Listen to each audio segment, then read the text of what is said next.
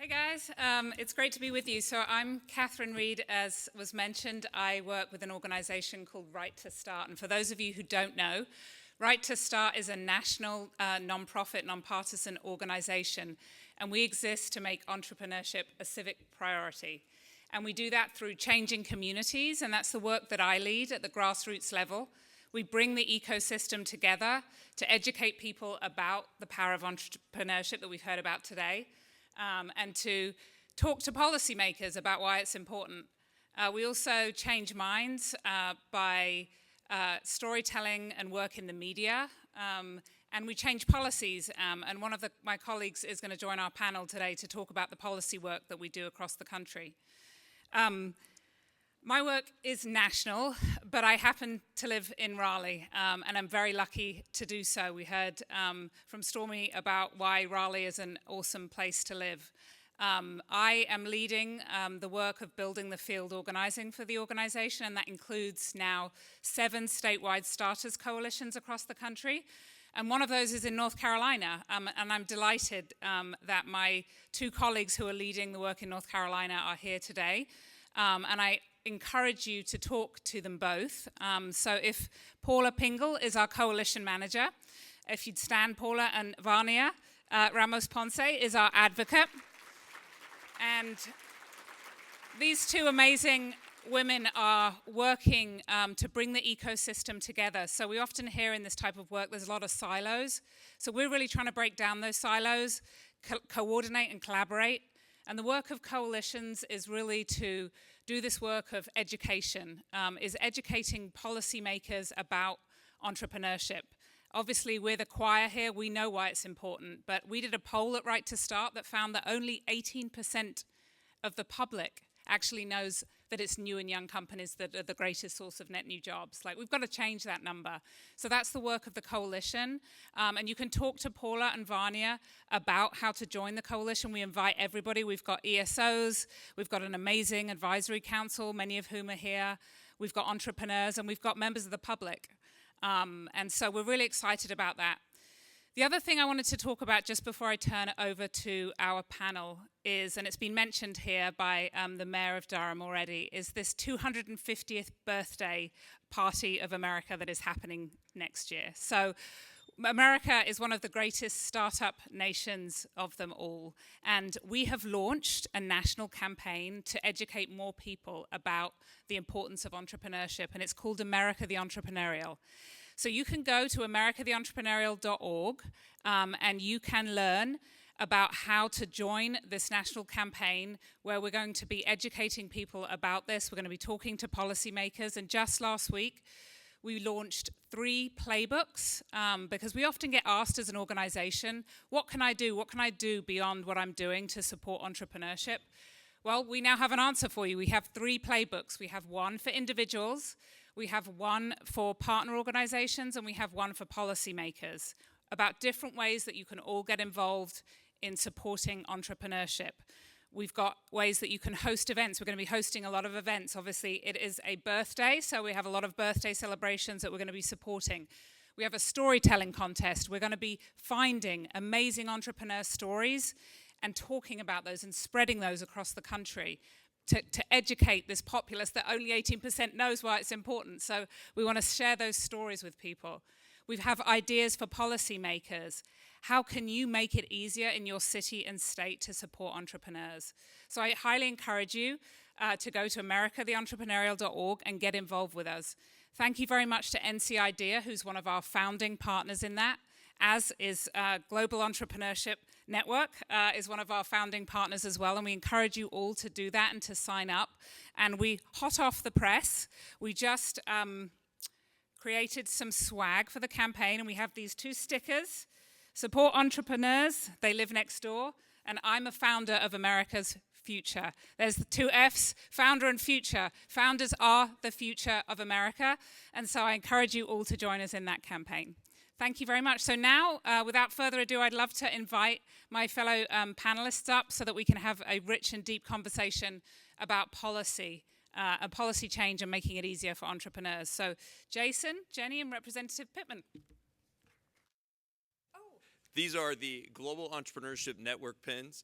We have solidarity with our founders here. They're outside. Jonathan has given us many of these pins. They're incredible pins. People across the world, entrepreneurs across the world wear them. And we'd love it if you've grabbed some on your way out or throughout the day and display them proudly, because what the work they're doing at GEN is quite incredible. I've been to a few of the GEC summits across the world, and I highly recommend for you to get engaged with them. They're a great organization. So thank you, Jonathan, for these. Yeah, absolutely. Okay, so in that same survey that we did, where we found out about the sort of lack of like general knowledge about the power of entrepreneurship, we found out that 43% of voters wanted to start a business, but only 21% did. And it's because 92% of Americans say that it's hard to start a business, but 94% agree that it should be easier. And there's so little that actually gets that level of support here. So it's an amazing opportunity for us to talk about policy. So on that kind of positive note about how this crosses party lines, I'm going to ask each of you if you will introduce yourselves quickly and maybe include something interesting about yourself that isn't in the official bio. And then answer a grounding question. And first, I'm going to turn to my colleague here, Jason Grill. So, Jason, I know you have a unique view of what's happening around the country. You travel, you talk to policymakers all over. So, can you tell us a bit about the sort of national landscape of entrepreneurship and what states are doing interesting, innovative, and exciting definitely can help with that. And thank you. It's great to be here. I've been to the conference once before, so this is my second time. I just love being in North Carolina. It's such a cool place. I'm a lawyer by trade, but a former Missouri legislator, so I've worked in politics. I've also am an entrepreneur. I started a couple of my own businesses. Some of my fun fact was that I started a sock business. I actually launched it in 2012 out of a Coffin Foundation, 1 million cups. I exited that. We made dress socks. The mayor of Durham was wearing a pair that I actually looked like I created years ago, but probably not now. And we did $5 million in revenue during that time. At the same time, I was serving in the legislature, starting businesses. So I've done the entrepreneurial thing. So that's really one of my fun facts. I exited in 2018. At that time, too, I also worked with the Coffin Foundation for 6 years, helping them launch the Mayor's Conference on Entrepreneurship to bring policymakers and entrepreneurs together. So now I serve as the Chief Government Affairs Officer at Right to Start. As Catherine mentioned so eloquently, all the things we do. So I handle all of the policy work, essentially, throughout the country through different states. So you mentioned the question was around what states are doing cool things. Well, we think the first thing a state should do is have a director of entrepreneurship leading their state, whether it's a secretary level, whether it's a department level. Also, cities should do that when they create one-stop shops. There should be somebody in charge of entrepreneurship at the state level, because as we saw from the statistics that Tom put up around North Carolina, these are the people creating the jobs, yet most policymakers don't care about them. There is no advocate within government who is sleeping, and breathing entrepreneurship in most states or cities that is directly tied to entrepreneurship. There really is no one doing that. There's no one streamlining processes. There's no one coordinating policies. There's no one being a coordinator of all the different resources. That's one thing states are doing, and some of the states that are doing it very well are Nevada, Indiana, Missouri actually, New Mexico, Colorado, Kansas, Texas, and Michigan. So there's a lot of diversity in political ideologies in those states. This is not a partisan issue. Entrepreneurship, it truly is bipartisan. Our polling at our website, righttostart.org/poll, will show that. We did a national poll where we talked to all different folks, and the issues that we talk about in states resonate across the political ideology and spectrum. So another thing quickly that I want to mention, we're going to have more conversation around these things, but government contracts. Can you as a state dedicate 5% of your government contracts to new and young businesses under 5 years old? States are starting to explore this. We're not asking for much. Think of it as like 1% for the arts when that movement started. We're asking for anywhere close to 5%. And the sad thing is most states have no idea what they're doing with new young companies under 5 years old. They don't track it. So can your state track the new government contracts going to new businesses? I'm talking about how many and what was the number of financial as well. So that's another thing that's happening around the country. And then reducing startup fees. Costs add up for for entrepreneurs, and the state of Colorado reduced their new business startup fee to $1, and they had an increase of 1/3 of new businesses. So that's a simple thing that actually is catchy that we would really want more states and cities to do. You think, oh, I already have a low entrance fee in my Secretary of State's office or whatnot, but they add up because as a founder, you have legal fees, you have to create the LLC, you have taxes, you have hiring. You need more money in your pocket essentially when you start.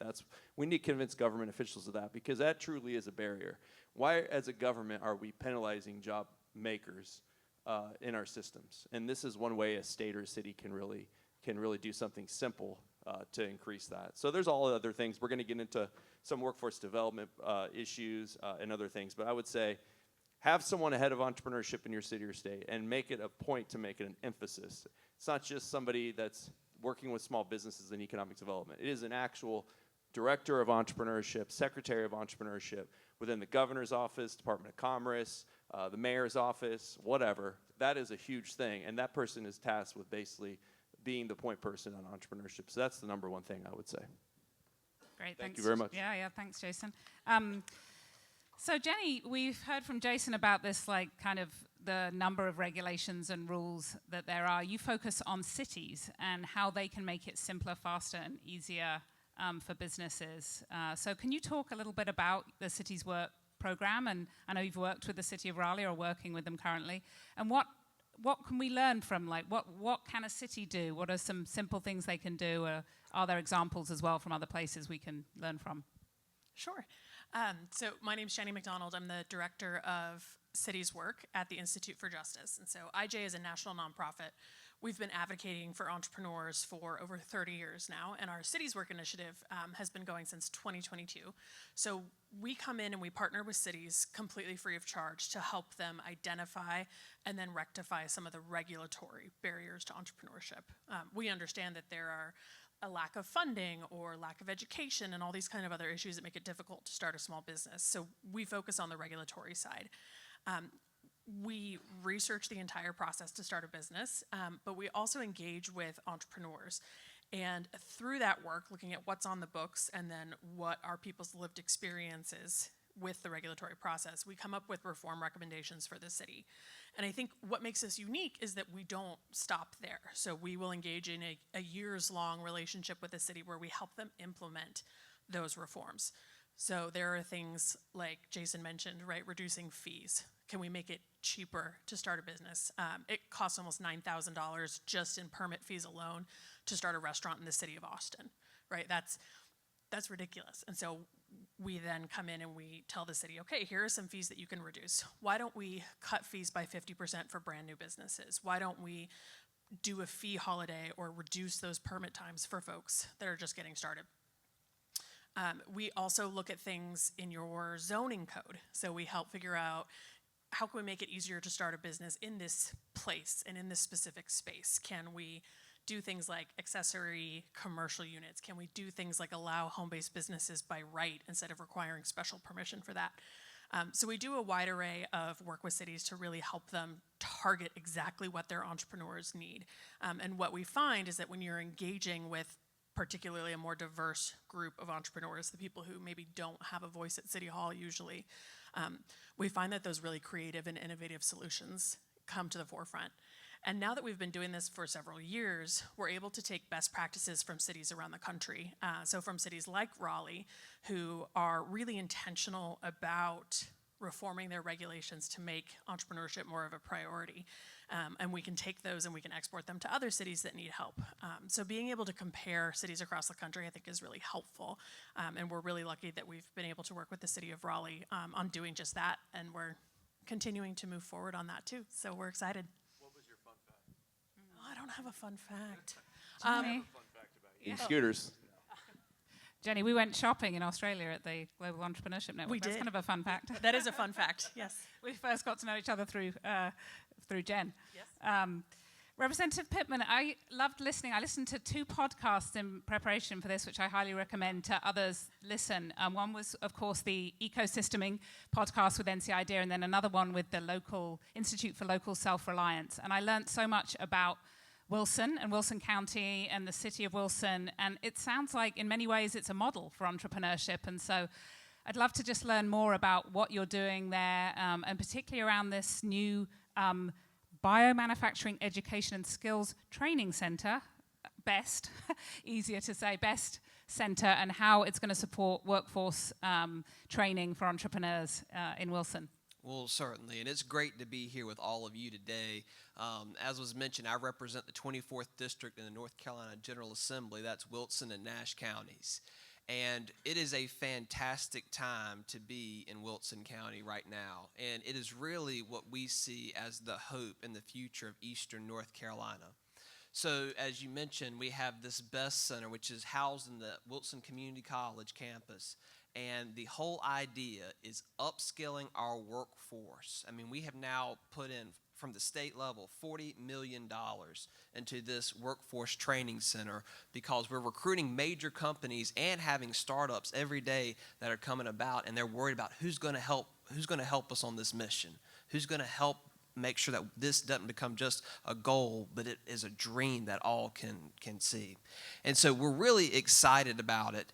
But I will tell you, before I came here, I was in a high school classroom talking with students.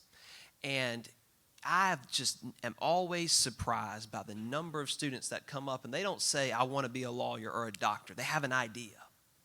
And they say, I just want to know, is it possible? And our goal collectively here, whether you're in government, in the corporate sector, or you are the founder, is to make sure they know that there is a possibility that their idea can be a reality. And so that's what we're working to do. And it is not just for big companies that you talk about like Johnson & Johnson or the minor league baseball team that's coming to town. It's for those companies, those startups in our Gig East Exchange. I know that Riot was up here earlier, and they are someone that has led the way in Wilson, showing that in a small Eastern North Carolina downtown, you can be a hub for entrepreneurs to come up. And I'm so proud of our local leaders that have seen the vision and said, we've got to make this a priority. Yeah, thank you. So you talked about this sort of rural areas and how we can support entrepreneurship there. Can you talk about any other policies that you see that would be important for those communities? Because we got to sort of take it outside. You know, we heard the stats earlier from Tom around, you know, sort of cities versus rural. Like, what can we be doing on a policy level to support entrepreneurship in rural areas? Well, one of the things that I want to mention is that here in North Carolina, as you all know, the Secretary of State has a lot of that responsibility as opposed to Commerce and other states. But we as a General Assembly have not done enough to support our Secretary of State in this mission. We have a wonderful Secretary of State and Secretary of State Marshall, and she has, coming from a rural area in Harnett County, has been driving to make sure that the tools that are needed in not just urban areas but in rural areas exist.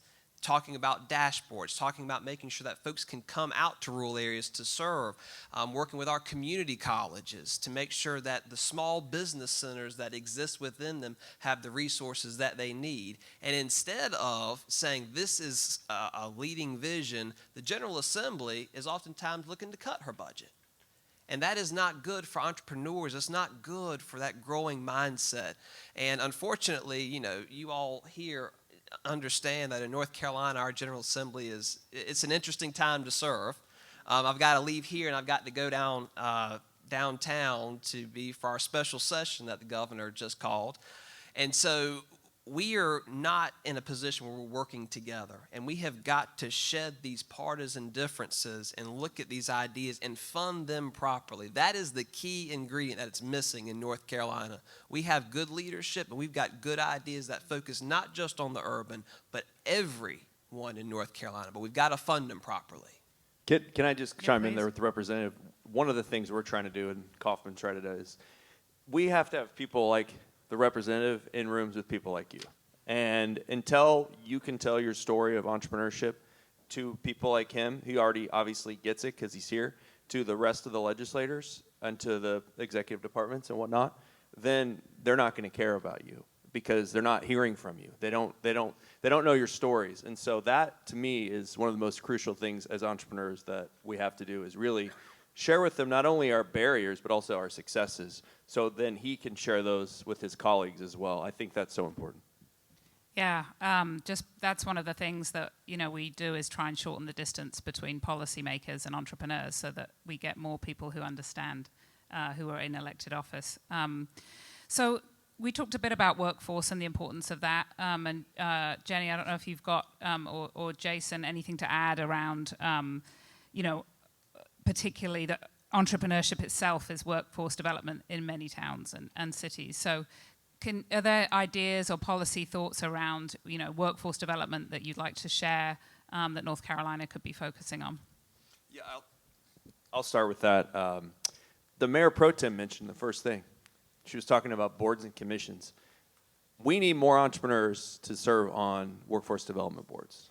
That is not a policy idea. That is a truth, because right now, again, there's not many entrepreneurs serving on these boards. Therefore, nobody knows the power of entrepreneurs and what they're bringing to the table. So that's one small thing that I think a lot of people could do to get our voices out more. Another thing truly is just making somehow the amount of funding that goes to programs that support entrepreneurs be something that matters in workforce development organizations. And WIOA funds, I think that you can put a certain amount of WIOA funds to these programs. And in most states, they're seen as a negative for, if you're going through workforce development and you're working to start your own business or create jobs, that some states is seen as a failure, and the metrics need to be changed, because they need to account for people starting new businesses, not just taking jobs that already exist. So that's one of the things that we're trying to educate and change. I know Make Startups in Georgia has done a lot around WIOA and around funding. So that's something maybe we should point to, that folks can look to, and what they're doing with Make Startups in Georgia. But I think we need to increase funding to entrepreneurs through these workforce development boards and programs, and actually consider a new business, a new job, a win for a state and not a loss when it comes to workforce development. Yeah, thank you. Jenny, do you want to add anything? Or also wanted to ask you about, I know that IJ does a lot of training for people around advocacy and how to influence policy. Can you talk a bit about that and give folks some sort of ideas and tips about that as we talk about policy change and the need to talk to policymakers? Yeah, I think Jason just mentioned it, right? You have to tell your stories, because I'm registered to lobby in probably half the states in this country, but policymakers don't want to hear from me, right? They want to hear from their constituents. You don't want to hear from me, right? No. So that's not my job, right? So my job is to make sure that we are telling the stories of the folks who would be impacted by this legislation or by this ordinance change, or the folks who are, tried to start their business, but their fees were too high, or they couldn't get the right permitting, and so they ultimately failed. So when we come into communities, we do a lot of work with entrepreneurs to say, tell us your story.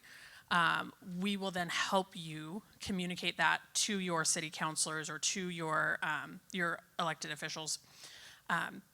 But I think a lot of times, at least at the city level, folks can be nervous about kind of expressing some of their opinions about government, because they have to pull their next permit, right? So there's a little bit of fear of wanting to maintain a good relationship, and can we be critical, and can we talk about what's going wrong?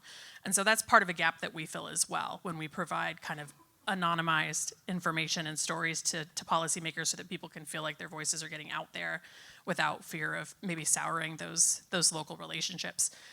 But I think the biggest advice is just, you really, really do have to tell your stories, because your elected representatives want to hear from you, and that is the most powerful thing that they can hear. So you want to hear from us, right? Representative Pittman, can you talk a bit more about how entrepreneurs and the ecosystem can more effectively talk to policymakers, how we can influence what's going on at the General Assembly?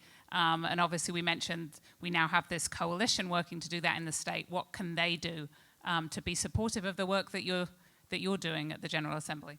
Well, absolutely. I will tell you that there's one thing I can say that I think all 170 legislators would agree with me on. We hear too much from lobbyists. We don't hear enough from our constituents because that is who we want to talk to, the folks that we represent.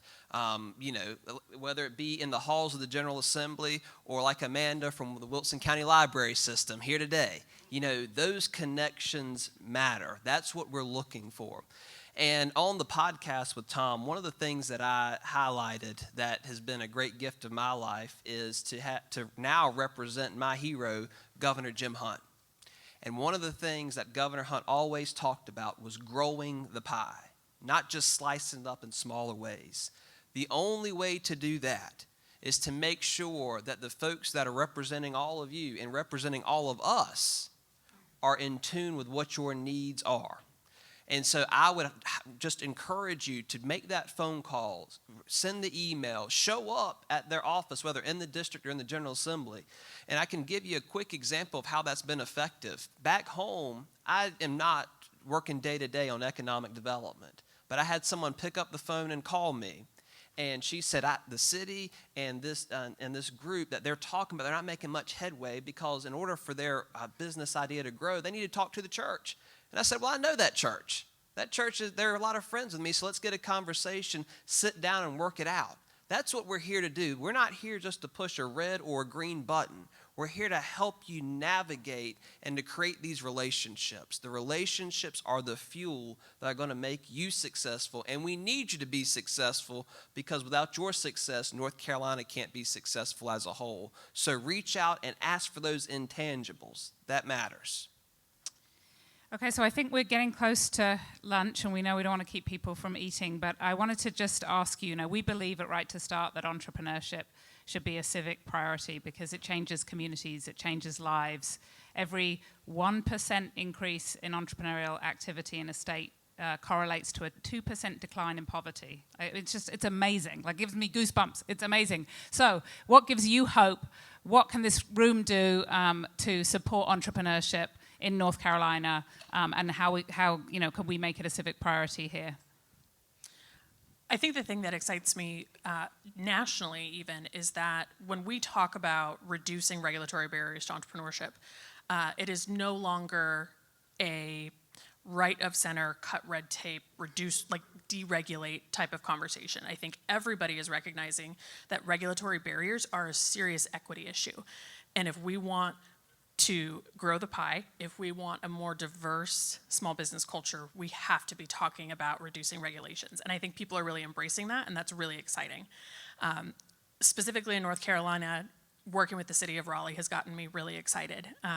Raleigh took it upon themselves, Mark and Heather, who are in the room, I'm sure here somewhere, took our research that we published back in 2022 and said, okay, here are all the things that, we could improve upon, and then they started doing it.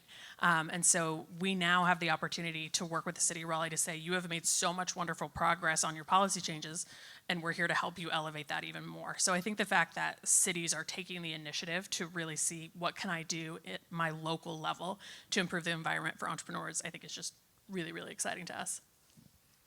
Yeah, and we need to think of entrepreneurship as a 360 issue.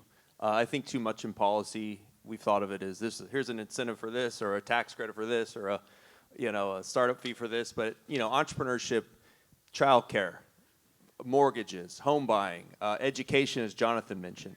I wrote a bunch down: taxes, regulations, licenses, permits. I mean, these all affect entrepreneurs. And can we find ways to better the policies, not just around the things we normally talk about, but also around things like childcare. If you're trying to buy a home and you have your own business and you just started it, it's almost impossible to get a mortgage, right? I mean, I had to go through with it. And you just have to make things better for entrepreneurs. And if we keep talking about how much we provide to the community and how, we grow GDP, we increase lifetime incomes, we help community wealth, the list goes on and on and on. We have a lot of this at righttostart.org, but it's just we have to keep talking about it. And I think in North Carolina, you're all doing great work, obviously. I know there's been legislation in the past around deferring income taxes if you're making under $5,000 in your first year. There's been legislation around government contracting, increasing the amount of government contracts that go to new businesses, as well as tracking what the state is already doing with Senator Chaudhry's bill. But there are things that are moving. There is bipartisan legislation, so bipartisanship is possible here, obviously. And so that's exciting. So I'd also say, too, just kind of continue to elevate the director of entrepreneurship in the state and making it just, the #1 place for entrepreneurs to be. Representative Pittman. One of the things that gives me hope is the launch of the Carolina HealthWorks program. And what that new program does is if you are a member of the North Carolina Chamber or your local Chamber of Commerce, then you have access to healthcare through Blue Cross Blue Shield. And what they've done is that is a new model that's creating a new pool in our local communities with our business owners. And it's another example of one of those bipartisan ideas that we've been talking about, that understanding it's not a red or blue issue, but folks that are creating business and are in business need access to quality and affordable health care. So I'm really, really excited about it. I know our local chamber has been pushing it out to folks, and they're seeing a jump in membership. So please reach out if that's something that you need, because we've got to make sure that these other pillars that you mentioned are taken care of so folks can afford to innovate.